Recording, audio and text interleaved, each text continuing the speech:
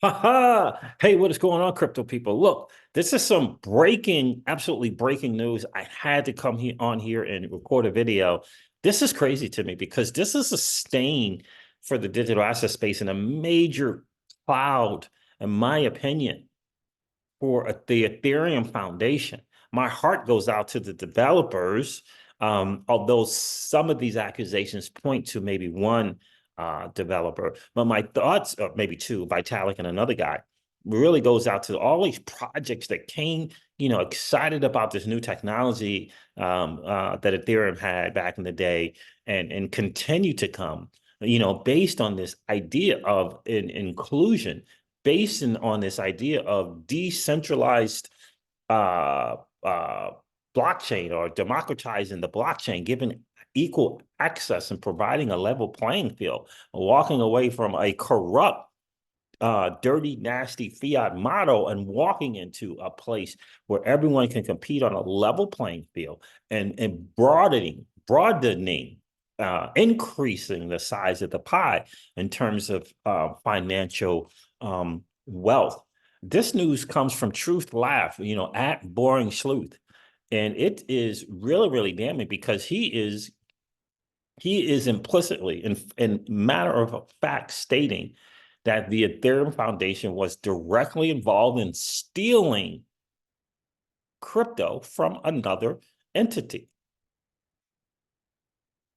That is alarming.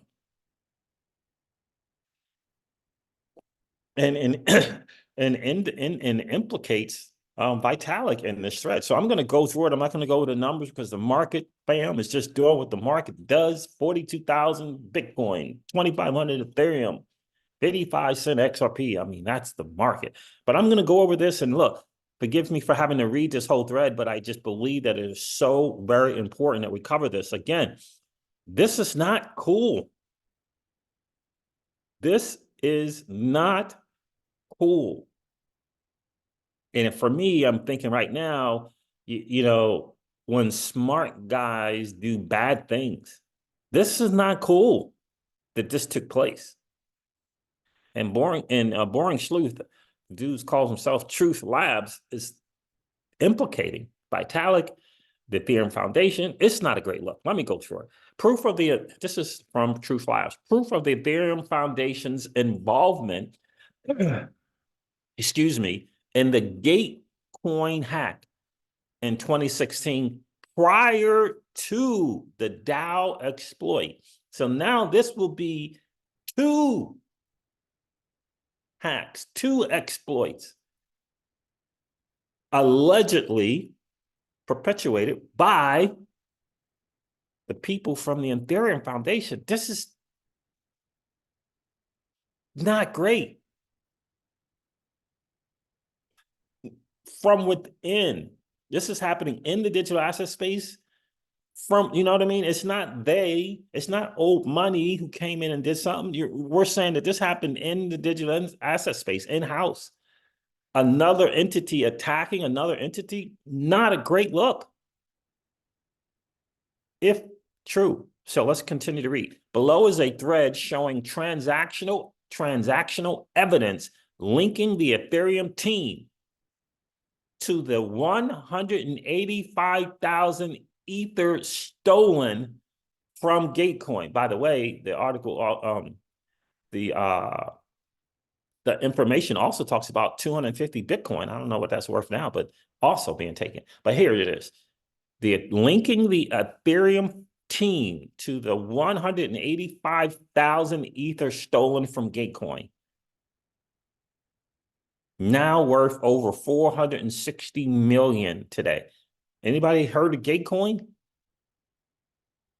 Perhaps Gatecoin went by the wayside because of this.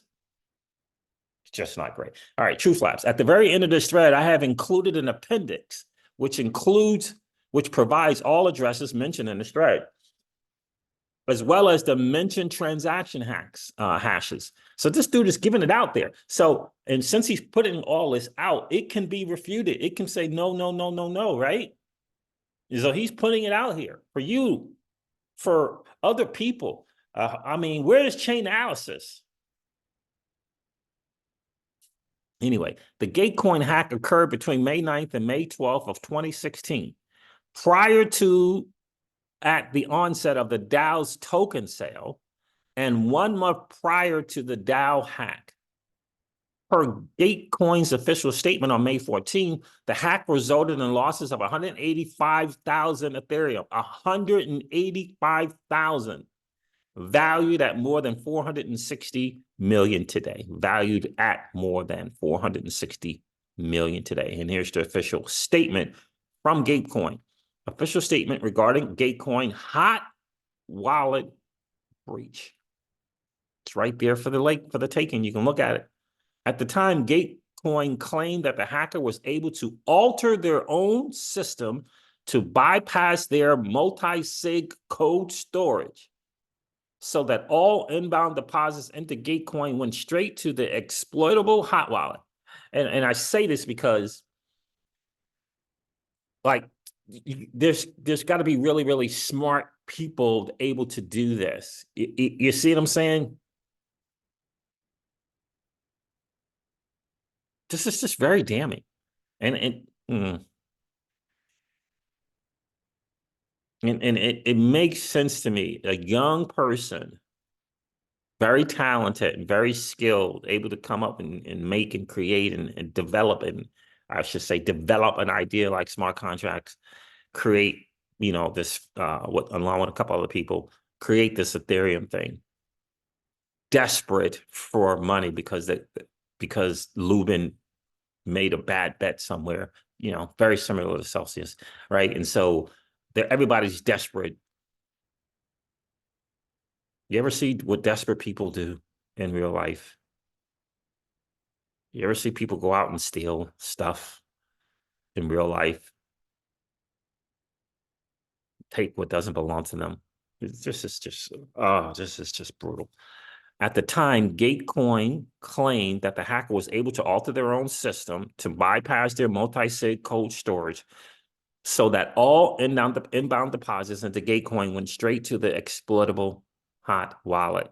They list the 4-hacker ETH address below involved in the exploit.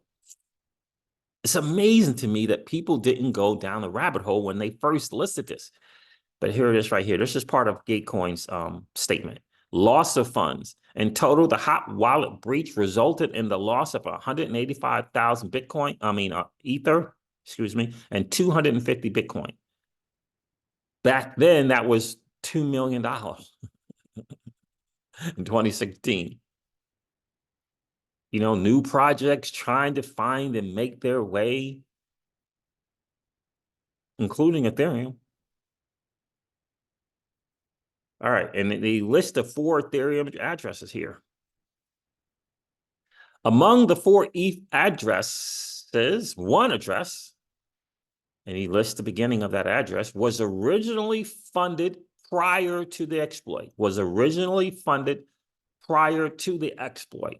Our focus in this thread is looking into who it was that funded this hacker's wallet in hopes of gaining an idea of who it was that was behind the hack. The Gatecoin hacker originally funded their second hacking wallet with 1.6 Ether. They sent the 1.6 Ether from their wallet. On May 9th, 2016, on May 9th of 2016. So he's showing the wallet address there as well. Below, you can see that it was the original transaction funding the hacker wallet and the details of the transaction. Since this wallet funded the hacking wallet, it's important for us to understand more about them and their relationships on chain. We want to know who funded this wallet, what did they do on chain, and who did they interact with. We know that a dev, because they set up 10 contracts. We know they are a developer because they set up 10 different contracts. When we look at who sent this wallet address, we see 3 different addresses. Each of these addresses are shown below. Remember how this hacker's wallet sent this address wallet sent 1.6 to the official hacker's wallet. Yes, this was the remainder of the 2 ETH that the first wallet received from the other wallet. Okay, so there's the way it is working. There's a wallet that funded the hacker wallet, right? 2 wallets. There was one wallet that funded the hacker's wallet, right? So since this wallet was funding gas to the hacker wallet, it implies that they are either the same person or very, very closely related. Since this hacker wallet only ever interacted with 3 addresses, it's safe to assume they are at the very least co-workers, if not the same entity. So let's look at the funding wallet. The funding wallet was definitely a developer as well. As we can see below, they set up 9 separate contracts.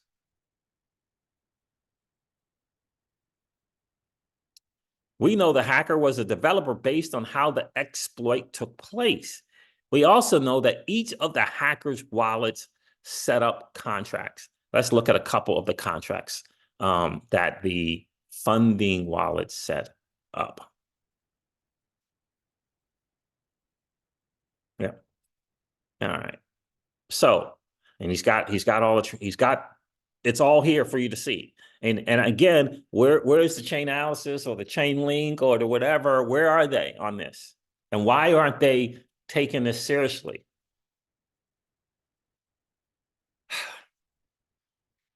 It's just going to be interesting to see. So the funding wallet address seemed to be working on creating a contract almost identical to the DAO contract.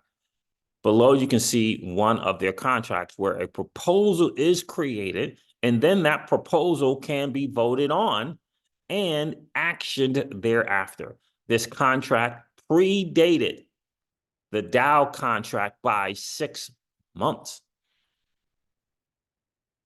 Funding wallet even created a couple of tokens in December of 2015 called DAO Kobe and DAO Dollar. The DAO's token contract wasn't set up until June of 2016. Clearly, the funding wallet address is a developer who was working on developing contracts similar to the DAO contracts later launched. So who set up / funded the funding wallet? The funding wallet address, the last wallet that sent gas money to the hacker's wallet when they needed it, was originally funded by the Ethereum Foundation's own main wallet. This is public. This dude is, in my opinion, is putting his life on the line to expose the truth. And where I come from, it's just a simple thing. When people are desperate, they do dumb, bad things. You ever see people go out looting? You ever see someone knock someone else over the side of the head? Now, they could say it's for money. They could say it's because they're hungry. They can say it's because they can't figure out a way to feed their children. But my point is when you're desperate, you will do desperate things. And then you add on to it, I'm smart. I'm really, really smart. I'm good with this crypto stuff. And no one's going to ever find out stuff.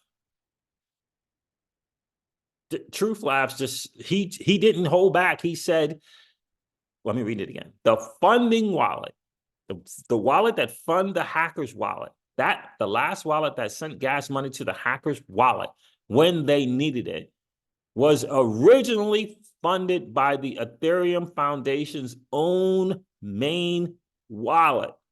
2 people in control of that wallet, Joseph Lubin and Vitalik Buterin.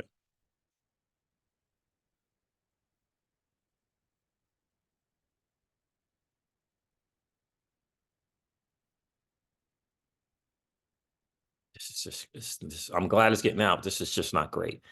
In fact, they only ever received ETH from the Ethereum Foundation prior to the Gatecoin exploit, as shown below. Below, you can see a basic forensics map highlighting that Ethereum Foundation set up the ETH main wallet. The ETH main wallet setup, which is the funding wallet, sent gas money to the hacker's wallet. Who was the original funder of the official Gatecoin hacker's wallet? One reason the Ethereum Foundation may have gone on a hacking spree at the time is because they were on the verge of collapse. They themselves forecasted to run out of funds during the exact same period of the Gatecoin and the DAO exploits. And he's got his post here he's referencing, and from December of 2023. And this is what he says. Did you know that Ethereum forecasted themselves in September of 2015 to run out of money in June 2016 at their current run rate? June 2016 was when the DAO hack took place. Some DAO devs, of course, had ETH Foundation multi-sig authority, as well as the DAO curators. And well, so did the DAO white hats. I'm fairly certain so did the DAO hackers. The exploit drove massive volatility and opportunity for a trade, if you knew, in ETH price, locking up more than 25% of ETH outstanding token supply, and the theft of more than 5% of the total outstanding ETH supply at the time.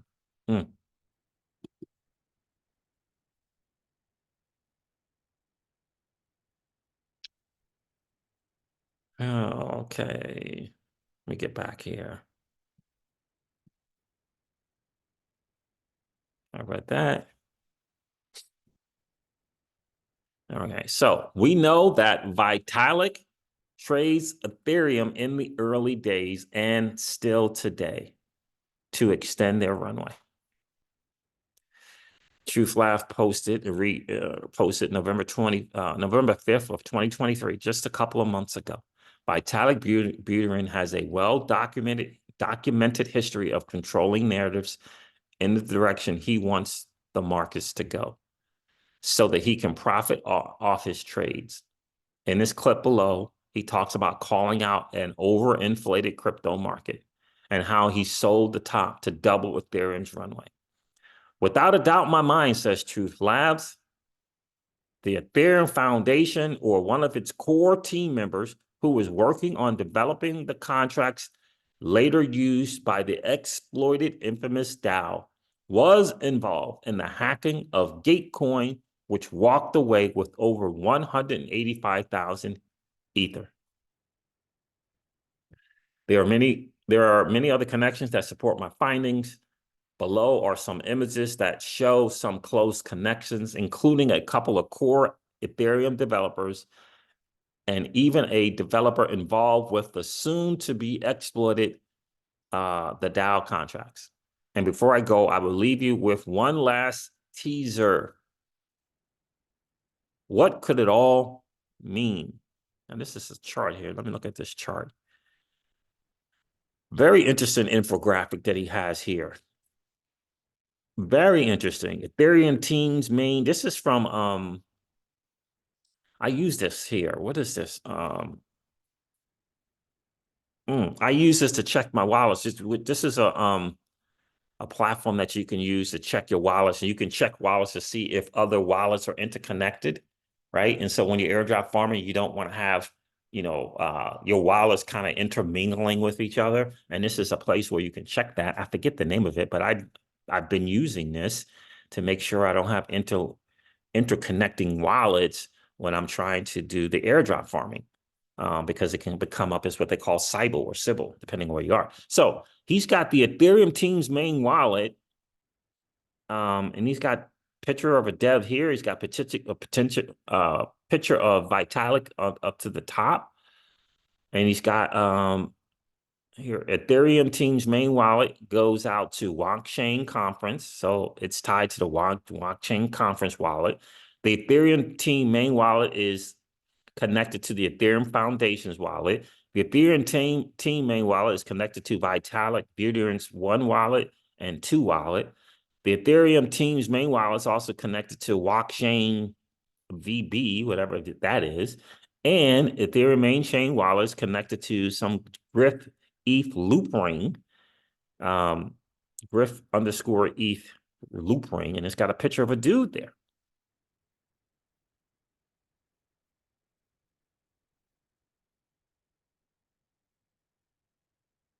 And another thing that is very, very interesting to me is his ETH team main wallet goes to Kraken, ETH team Kraken wallet at Kraken. And it goes to, it says set up Ether Camp, DEP, whatever that is,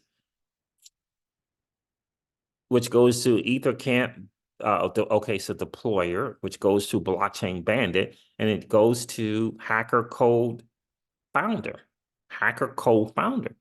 and Truth Labs has a picture of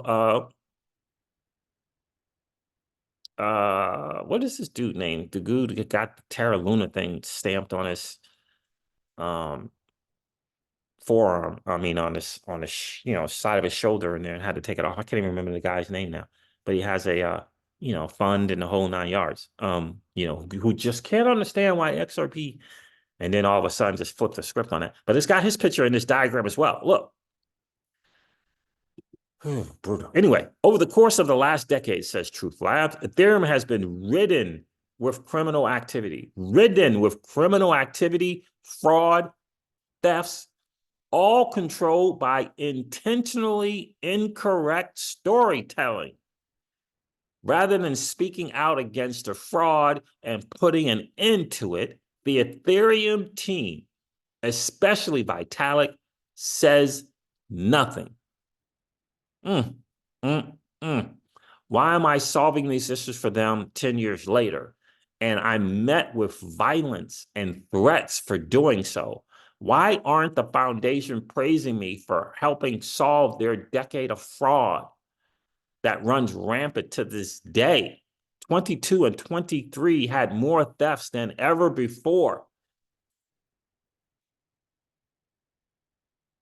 Their lack of response to any of the allegations and to the actual thefts and fraud themselves should only make you more curious.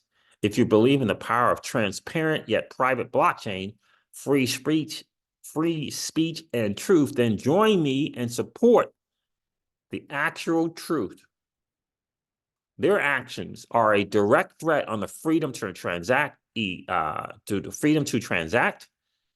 Their actions are a direct threat to equality, free speech, and the truth. If you aren't aware of this now, you will be soon. Thanks for reading and sharing. And remember, always stay curious. Then he's got some appendixes with some wallet addresses. I mean, this is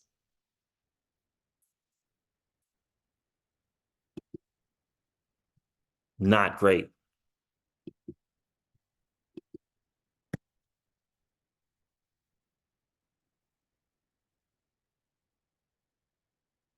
Oh, man. I mean, what the... This is just not, like, you can't just let this kind of stuff go. This is just not good.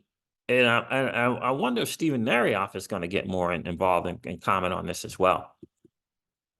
So this is just not great.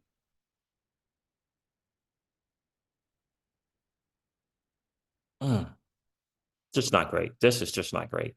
And Joseph Lubin, I thought Joseph Lubin was, he sold his soul. It's just not a great look, fam. Look, I had to report this, had to bring this up. We got to get rid of this kind of madness. So we got, essentially what he is saying is we have in-house hackers hacking people into digital assets, but in-house, not bad guys, not involved in crypto or stealing. In-house.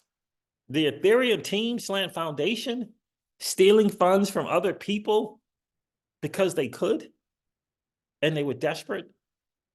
It's not a great look, fam. Not a great look at all. All right, guys, look. Let me stop the share. This wraps up your XRP Ripple daily news in around 0 to 10 minutes. I hope that it has been of value to you. If it has, do me a favor, hit that like button. And if you've been hanging out watching the crypto season and you've enjoyed those hangouts, please consider subscribing to the channel. And don't forget to ring that notification bell so you know whenever we go live or whenever we upload a video. I'm going to end this one like I do all my videos and remind you guys of this, that old money doesn't want you to win. They don't want us to win. They would rather that we remain a cog in their perpetual wheel of trading our time for dollars. They don't want us to play in the same playground that they play in, where we would allow our money to work for us. This is our chance to win, guys. The digital asset space is our chance to win. We are in the midst of the greatest transfer of wealth in the history of man. Are you participating or are you standing on the sidelines? Here's what I do know, that the battle for you has already been fought and the victory is yours. Go get it. I'll talk to you guys soon. See ya.